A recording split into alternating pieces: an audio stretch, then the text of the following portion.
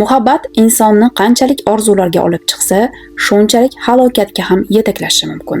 Hatto yosh o'tib, hayotning so'nggi bosqichlarida ham sevgi qaytib kelishi mumkin. Ammo rashk va ishonchsizlik qalbni egallasa, hatto 79 yoshli ayol ham qotilga aylanishi mumkin. Bugun men sizlarga Lena Driscoll haqida hikoya qilaman. Muhabbatdan boshlangan, ammo qon bilan tugagan sevgi haqida. Assalomu alaykum. True Crime hikoyalar kanaliga xush kelibsiz. Bugungi voqeamiz doimgidek aql bovar qilmas hikoyalardan. Sizga esa kanalga obuna bo'lishni, izohlar yozishni va albatta yurakchani bosib qo'yishni eslatib o'taman. Sizga qiyin emas, menga esa yoqimli bo'lgan oddiy harakat. Endi voqeaga o'tamiz. Lena May Driscoll 1927-yilda Jorjiya shtatida tug'ilgan. Uning turmush o'rtog'i Louis Driscoll undan 6 yosh katta edi. Lena 15 yoshga yetganida homilador bo'lib qoladi va o'zining yagona o'g'lini tug'adi. Bu Louisdan bo'lgan farzand edi. 40-50 yillardagi urfga ko'ra, ular darhol turmush qurishadi va bolani birga tarbiyalashga qaror qilishadi. Yoshlik yillarida Lena uy xizmatlarida ishlab yurardi. Bu uning orzusidagi kasb emasdi, balki shunchaki kun kechirish uchun ish edi. Louis esa bir nashriyotda, ehtimol gazeta yoki jurnal ishlab chiqarishda stanok ishchisi bo'lib mehnat qilardi. Shu bois oilada asosiy va doimiy daromad undan kelardi. 40-yillardan 60-yillargacha ularning hayoti oddiy kechdi. Louis kundan kunga ishlab kelardi. Lena esa uy ishlarini va o'g'li bilan mashg'ul edi. Ular katta orzularga ega emas edilar. Dunyo kezishni yoki katta yutuqlarga erishishni o'ylashmasdi. Faqat kundan kunga yashab, oilasini saqlab qolish uchun harakat qilishardi. Keyinroq Lena shifokor yordamchisi sifatida sertifikat oldi va bu ishda taxminan 10 yil atrofida mehnat qildi. Keyin esa pensiyaga chiqdi. Lena umuman olganda odamovi edi. U ko'p qarindoshlari bilan aloqa qilmasdi. Do'stlari ham yo'q edi. Uning oilasi faqat Louis va o'g'li Andy'dan iborat edi. Andy esa katta bo'lishi bilan uydan chiqib ketdi. U ota-onasi bilan qolishni istamadi. Lena va Louisning munosabatlari esa ular bir-biridan juda charchagan, lekin ajrashishga jur'at etishmasdi. Chunki bu hayot ularga tanish va qulay edi. Ha, ularning munosabatlari ideal emasdi. Tortishuvlar ham bo'lardi, lekin ikki narsa doimiy edi: barqarorlik va sadoqat. Ular bir-birlariga juda vafodor edilar. Qarindoshlar yoki do'stlar bilan unchalik aralashmasdi. Hamisha bir-birlariga tayanishardi. Lena uchun bu hayot oddiy ko'rinadi. U yoshligidan shu odam bilan birga edi. U Louisni chin dildan sevardi. Louis ham uni sevardi. Ammo 1975-yilda Lena 54 yoshda bo'lganida Louis vafot etdi. Bu uning butun dunyosiga zarba bo'ldi. Turmush o'rtog'idan ayrilish inson hayotidagi eng og'ir sinovlardan biri. Agar bu nogahon sodir bo'lsa, sizning hayotingizdagi eng muhimi, eng barqarori bir kechada yo'q bo'lsa, buni idrok etish deyarli imkonsiz. Aynan shu narsa Lena bilan sodir bo'ldi. U 30 yildan ziyod vaqt davomida Louis bilan yashagan, uning yonida bo'lishga o'rgangan edi. Endi esa u yo'q. Lena yolg'iz qoldi. Shundan so'ng Lena o'zini butunlay ishga tashladi. Ilgari u unchalik shiddat bilan ishlamasdi, lekin endilikda tibbiy yordamchi sifatida faoliyat yuritishga unga ma'no berdi. Bu ish unga kun tartibi, odamlar orasida bo'lish imkoniyatini berdi. Albatta, Lena juda ijtimoiy, yopiq inson edi. Do'stlari yo'q, ko'p odam bilan muloqot qilmasdi, lekin ish unga xotirjamlik olib kelardi. Biroq uyga qaytganida u yerda faqat sukunat hukm surardi. Uy qorong'u, sovuq va bo'sh edi. U gaplashadigan yagona inson esa Andy bo'lib qoldi. Afsuski, Lena hech qanday ruhiy yordam olmadi. 70-80-yillarda psixoterapiyaga borish odamlar orasida odatdan tashqari hol sifatida qabul qilinardi. Go'yoki shifokorga borsangiz, sizda jiddiy muammo bor degan fikr paydo bo'lardi. Ammo aslida qadrdoningizni yo'qotish qayg'usini yolg'iz yengish mumkin emas. Bu holat insonni ichidan kemirib borishi mumkin. 1992-yilda esa Lena yana bir tasavvur qilib bo'lmaydigan zarbaga uchradi. Uning o'g'li Andy ham 50 yoshida vafot etdi. Hech bir ota-ona farzandining dafn marosimida qatnashishni istamaydi. Bu eng katta fojia edi. Shu paytga kelib 1992-yilda Lena Driscoll mutlaqo yolg'iz qolgan edi. O'g'li Eddie vafot etganidan 10 yil o'tib, Lena butunlay pensiyaga chiqdi. U alohida yashardi va bu uning uchun og'ir edi.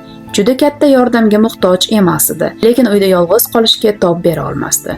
Shuning uchun Atlanta shahridagi keksalar uyiga ko'chib o'tdi. Bu joy Martin Luther King ko'chasida joylashgan edi.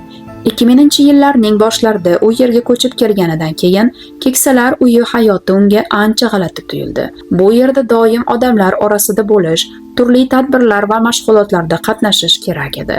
Lekin Lena bunga ko'nikib keta olmasdi. U juda uzoq vaqt yolg'iz yashagan, shuning uchun juda sirli, yopiq va kamgap bo'lib qolgan edi. Albatta, u oddiy muloqot qila olardi, lekin hech qachon birinchi bo'lib gap boshlamasdi. Katta yoshda yangi ijtimoiy ko'nikmalar paydo bo'lishi deyarli mumkin emas, lekin shu vaqtda uning yo'lidan German Winslow paydo bo'ldi. German juda jozibali, odamoviy emas, balki muloqotchan edi. U o'zini erkin tutardi, odamlar bilan suhbatdan qochmasdi. Lena esa uni ko'rganida birdan yosh qizdek ko'zlari yorishib ketdi. Ko'pincha bizda yo'q fazilatni boshqalarda ko'rsak, shu narsa bizga magnitdek ta'sir qiladi. Lenada muloqotchilik yo'q edi. German esa aynan shunday odam bo'lib chiqdi va eng muhimi, u Lenaning e'tiborini torta boshladi. U unga komplimentlar qilardi. Salom go'zal ayol deb gapirsa, Lena yerga kirib ketgudek qizarar edi. Ha, buni ham tushunish mumkin. Turmush o'rtog'i vafot etganidan keyin boshqa odam bilan bo'lish ba'zan xiyonatdek tuyuladi. Odamlar ko'p yillar davomida sodiq qolishni istashadi, lekin Lena juda uzoq vaqt yolg'iz edi. U hamrohlikni, mehr va muhabbatni juda sog'ingandi. German esa xushmuomala, shirin so'z va mehribon edi.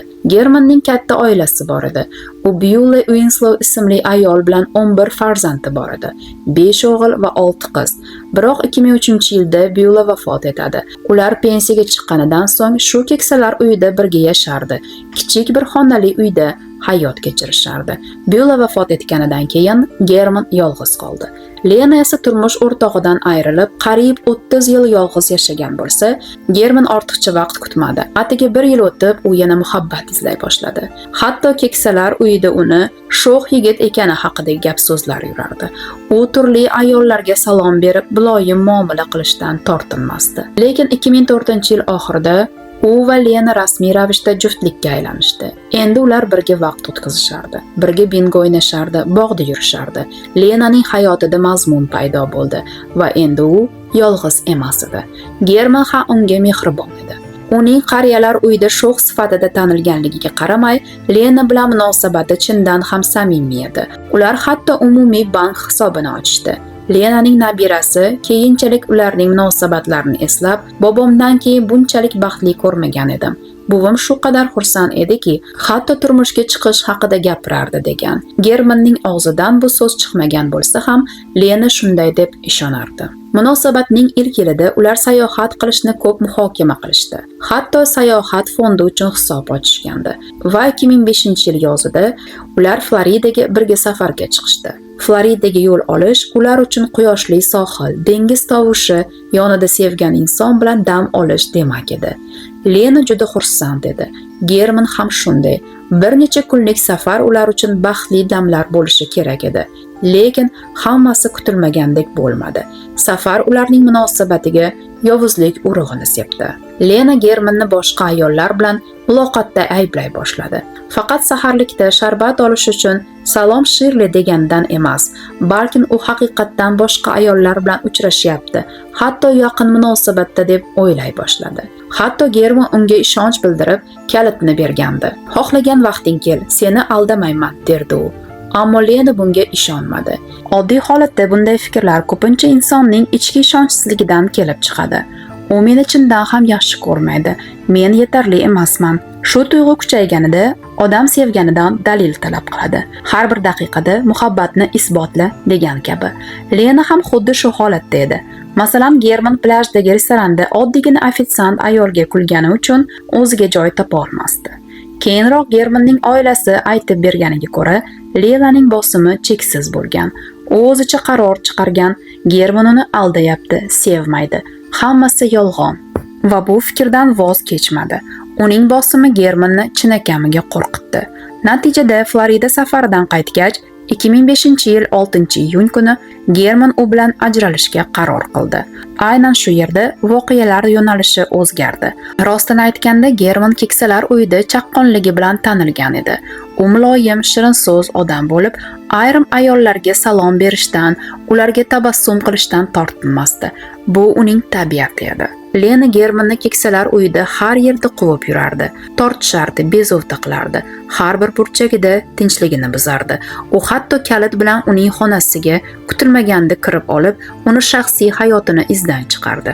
Lena esa o'z g'alatiligini yangi darajaga olib chiqdi. Kunduzi uni ta'qib qilish, kechasi xonasiga kalit bilan kirib olish yetarli emasdek, bu safar u telefon qo'ng'iroqlari bilan Germanni tinch qo'ymay qo'ydi. U ovozini o'zgartirib, xuddi boshqa ayol kabi qo'ng'iroq qilardi. "Salom, men Lilli. Ertalab seni oshxonada ko'rdim. Juda yoqimlisan", derdi. German esa bezovta bo'lib, "Bu sensan, Lena, to'xta, iltimos qo'ng'iroq qilma", derdi. Bu qanday darajadagi xayolparastlik bo'lishi mumkin? Bir yil turmush qurgan odamingga qo'ng'iroq qilib, ovozingni o'zgartirib, uni sinovdan o'tkazmoqchi bo'lish. Bu hammasi Lenaning aqldan ozganini ko'rsatardi. German uning taqiblaridan qocha olmasdi. Natijada u oxirida keksalar uyi qo'riqchilariga murojaat qildi. "Iltimos, xonam oldida turinglar. Uning kaliti bor. Men uni qaytarib ola olmayman, chunki undan qo'rqaman. U meni tinch qo'ymayapti." Qo'riqchilar uning shikoyatini qayd etishdi. Lekin ular keksalar uyida qariyalarni qariyalardan himoya qilish uchun emas, balkim tashqi xavfsizlik, begona kirmasligi uchun xizmat qilishardi. Shuning uchun Germanning shikoyati jiddiy qabul qilinmadi. U 9-iyun kuni shikoyat qildi. 10-iyun kuni esa German o'zini xavfsiz his qilish uchun umumiy zalda qolishga qaror qildi. U qariyalar uyining lobbi qismidagi divanga o'tirib, gazeta o'qishni boshladi. Atrofda boshqa qariyalar va hatto qo'riqchi ham bor edi. U o'zini tinch his qilardi. Ammo shu paytda Lena pastga tushdi. Go'yo uxlashga tayyorlanayotgandek boshida sochiq, yupqa xalat va shippakda edi. Shu kiyimdayoq u pastga tushib, Germanning oldiga keldi va unga baqira boshladi. German javob qaytarmadi. Qo'riqchi aralashdi va Lenani tinchlantirishga harakat qildi. Lekin bu ayol uchun ogohlantirish yetarli emas edi. U allaqachon reja tuzib qo'ygandi. Chunki uning xalati cho'ntagidan 1950-yillardan beri saqlab kelgan antik to'pponcha chiqdi. Guvohlarning so'zlariga ko'ra, 79 yoshli Lena Driskel qo'riqchini chetga surdi va baland ovozda "Menda unga mos narsa bor", dedi. Shu zahoti Germanning oldiga yaqinlashib, uning boshiga 4 marta o'q uzdi. Hammasi qariyalar ko'z oldida, lobbida sodir bo'ldi. Politsiya jinoyat joyiga kelganida Lena hali ham shu yerda edi. Xalati, sochig'i va shippagida, boshqa qariyalar orasida. Qo'lida hali ham to'pponcha. Lobbida boshqa qariyalar va qo'riqchi ham bor edi. Eng ajablanarlisi shuki, qariyalar bu manzaradan juda ham ta'sirlanishmagan edi. Go'yo ular hayotda bunday holatni ko'plab ko'rgandek. Ammo qo'riqchi esa titrardi. Politsiyaga u barchasini hayrat bilan aytib berdi. "Bu juda aql bovar qilmas", derdi u. Lena ham erkin gapirardi. To'pponcha qo'lida va erkin ohangda "Ha, men qildim va kerak bo'lsa yana qilaman", dedi. Menimcha Lena Germanni o'ldirishdan lazzat olmagan. U shunchaki yengillik his qildi. Go'yo xuddi men yuragimni qattiq og'ritgan narsani yo'q qildim degan kabi. Lekin u qo'lida to'pponcha bilan turgan bo'lsa ham, uning yoshi katta bo'lganligi sabab politsiya hatto qurolni qo'lidan chiqarmadi. Ular Lenani tinchlantirib, sekin qurolni qo'yib yuborishga ko'ndirishdi va shu zahoti uni hibsga olishdi. Lena qo'lga olinishi bilan matbuot portladi. Bu katta voqeaga aylandi, chunki xayolga sig'maydigan ish bo'ldi. 79 yoshli ayol kimnidir o'ldirdi deyishning o'zi odamni larzaga soladi. Ammo sudda ularning vazifasi shu edi. Lenani jinoyatchi deb topib, uni jamiyatdan uzoqlashtirishga asosli dalil ko'rsatish. Ayblov tomoni g'azabga berilib, Germanni o'ldirgan ayol sifatida tasvirladi. 1 yillik muhabbat tugadi va German boshqa hamroh topish mumkinligini eshitganida Lena o'zini yo'qotdi deb baqirishdi. Himoyachi esa bu to'satdan chiqqan his tuyg'u oqibatida sodir bo'lgan. Lena hech qachon boshqa odamga zarar yetkazmaydi. U 1957-yildan beri shu to'pponchaga ega, biror marta ishlatmagan. Bu qurol faqat himoya uchun edi, deb yonini oldi. Lenaning yagona tarafdori uning nabirasi Lena Xoll chiqdi. U jurnalistlarga ko'z yoshlari bilan "Buvimni hech qachon bunday tasavvur qilmaganman. Nega shunday qildi, tushunmayman. Biz juda afsusdamiz" dedi. Uning nutqi chindan ham alamli va dardli edi.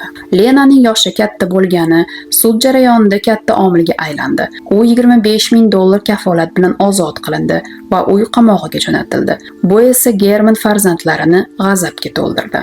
Chunki ular bobolarini keksalar uyiga tinch hayot kechirish uchun jo'natgan edi. Ular adolat kutishardi. 1 yildan keyin to'liq sud jarayoni boshlandi. Lena guvohlik berish uchun tribunaga chiqdi. Bu payt uning aqliy holati qay darajada og'ir ekanligi namoyon bo'ldi. Himoyachi tomonidan hatto vaqtinchalik aqldan ozish da'vosini ko'tarildi. Lekin buni isbotlash juda qiyin edi. Shunga qaramay Lena o'z yoshi sabab bir qancha imtiyozlar oldi. Bu esa Germanning oilasini qattiq g'azabga keltirdi. Lena esa o'z nutqida German haqida gapirdi. Ha, uni o'ldirish noto'g'ri edi, lekin u yuzlab ayollar bilan uchrashdi. Uning xonasiga kuni-tun turli ayollar kirib chiqardi dedi. Ammo bu gaplar haqiqat emas edi. Chunki Lena Germanning xonasiga xohlagan payt kirib kelardi va hech qachon uni boshqa ayollar bilan ushlamagan. Lena sudda o'z ichidagi achchiq va nafratni ochiq bildirdi. Uning so'zlariga ko'ra, u avvaldan boshqa erkak bilan turmush qurmayman deb qasam ichgan, lekin German uni o'zi izlab topgan, ortidan yurgan. Hatto u o'lib ketgan bo'lsa ham barcha aybni unga qo'ydi. 2006-yil 3-iyun kuni hay'at a'zolari 2 soat maslahatlashdi va Lenani barcha ayblovlar bo'yicha aybdor deb topishdi. G'arazli qotillik, jinoiy qotillik, o'ta og'ir hujum, qurol saqlash va ishlatish. Sud uni umrbod qamoq va qo'shimcha 5 yil jazoga hukm qildi. Biroq bu bilan ish tugamadi. Lena advokatlari apellyatsiya berdi. 2 yildan keyin uning hukmi bekor qilindi va yangi sud tayinlandi. Yangi advokatlar oldingi himoyachilar ishini to'g'ri qilmaganini aytdilar. Bu esa jabrlanuvchining oilasi uchun og'ir zarba edi. Ular aybdor degan hukmni eshitib, endi hammasi tugadi deb o'ylashgandi. Ammo Lenaning yangi sudi boshlandi. Germanning o'g'li Harris Winslow keyinchalik shunday dedi: "Men uni qamoqdan faqat tobutda chiqishini ko'rgim keladi. Men unga nisbatan nafrat saqlayman. Adolat yo'q", dedi u. Yangi suddan yana qattiq zarba keldi. Lena endilikda qotillik emas, balki ixtiyoriy odam o'ldirish bo'yicha aybdor deb topildi va uning hibsda o'tkazgan vaqti hisobga olindi. Bu degani u 2005-yilda sodir etgan jinoyati uchun 2015-yilda 88 yoshida ozod qilindi. Lena Driscoll ishi butun dunyoga bir narsani ko'rsatdi. Rashk eng xavfli tuyg'ulardan biri. U nazorat qilinmasa, insonni qaysi yoshda bo'lishidan qat'iy nazar halokat yo'liga olib chiqishi mumkin. German Winslow oilasi adolat kutdi, ammo sud tizimi keksalikni yengillik sifatida qabul qildi. Shu bilan birga bu hodisa savol qoldirdi. Muhabbat va rashk orasidagi chegara qayerda? Siz nima deb o'ylaysiz? Izohlarda fikringizni kutib qolaman. Ana shunday aziz detektiv sevuvchilar, bugungi hikoyamiz shu joyda nihoyasiga yetadi. Bizning kanal jinoyatchilar haqida emas, insonlar taqdiri haqida. Men esa sizlar bilan xayrlashaman. Xayr, sog' va omon bo'ling.